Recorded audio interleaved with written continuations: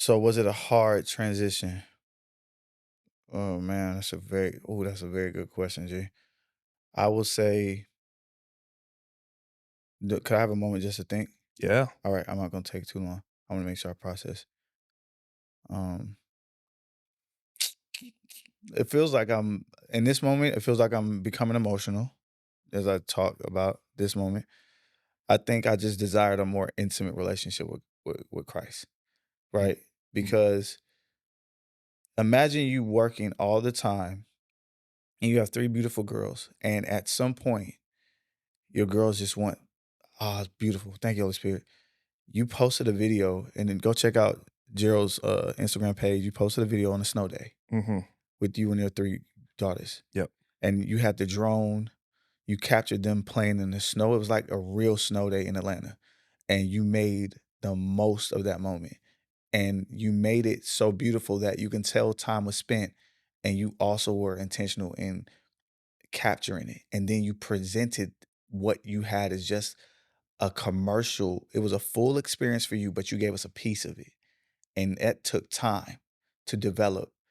So you were in the presence of making yourself present. You captured it. Then you gave us a piece of something that we can all look at and smile. You put the music behind it. You had the aerial view. You had the view where you guys are throwing snowballs, and they're like, Daddy, we're having a great time. Like, it looked like a Hallmark commercial, right?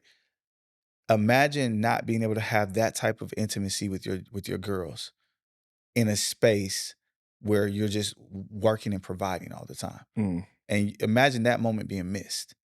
That's the moment in which that's what makes me find value in myself. Because Christ wants us to be so immersed in him that we can see who we are in him. And it's hard to see who you are in someone if you don't spend time with that someone. yeah.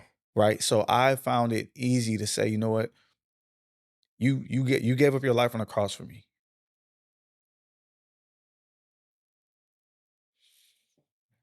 So the least I can do is find a way to spend time with you. And he had his 12, and then he also had his closer three. So give me 12 hours in a day.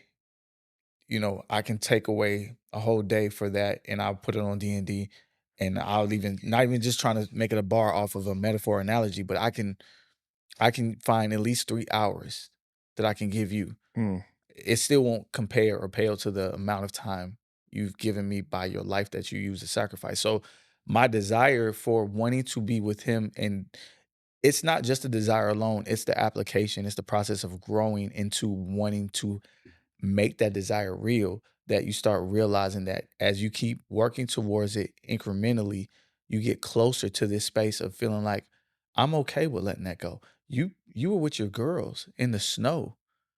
How many other things you could have been doing for the sake of the business? You were okay with letting that go at the expense of what you understand is the most worthwhile and valuable investment is my time with my ladies. And that moment alone gave something back.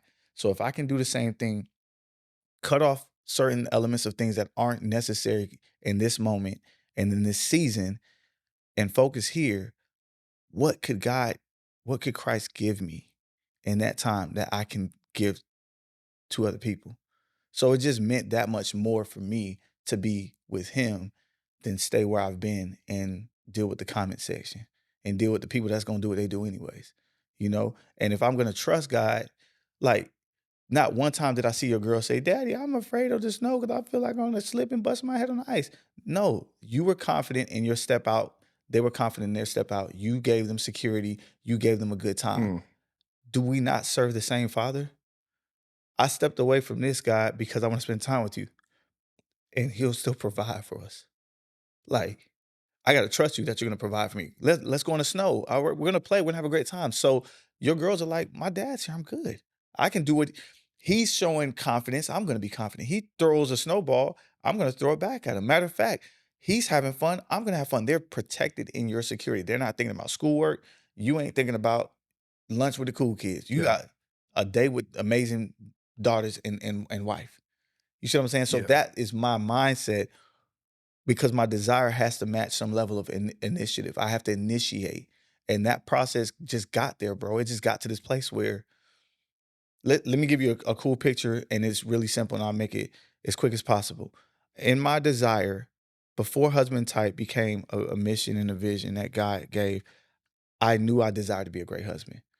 So I was reading. I started reading a lot of Kenneth Hagin books. I started reading the Word, and I was diving in. I took the initiative to say, okay, if I'm going to be a husband, in order to become a great groom, I have to be able to submit to the bridegroom, because no woman is going to want to be able to submit to my headship if I'm not submitted to Christ's headship and his leadership.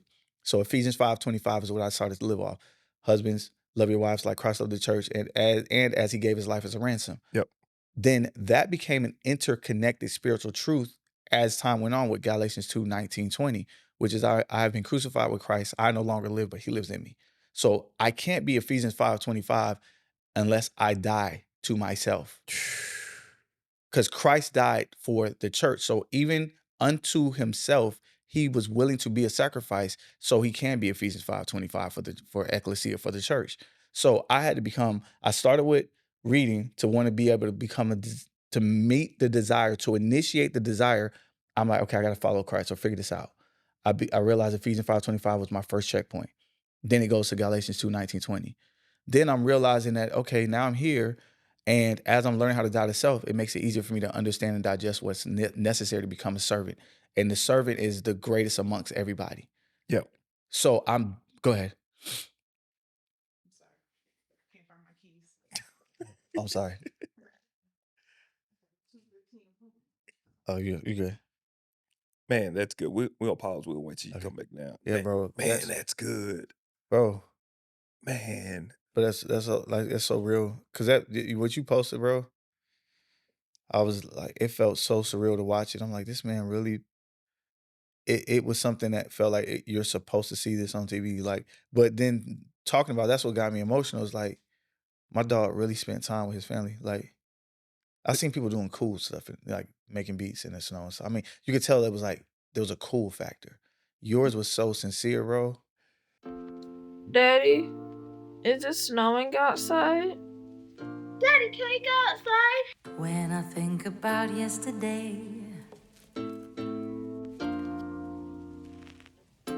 How you feel? First real snow. my, oh my, a kiss, and so I did. Look how high I could throw.